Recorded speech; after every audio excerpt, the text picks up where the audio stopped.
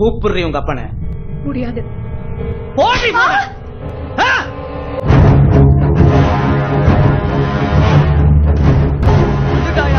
வர சொல்ல அந்த கிழவனை. வந்திருக்கிறது கிழவு மாதிரி இல்லையா?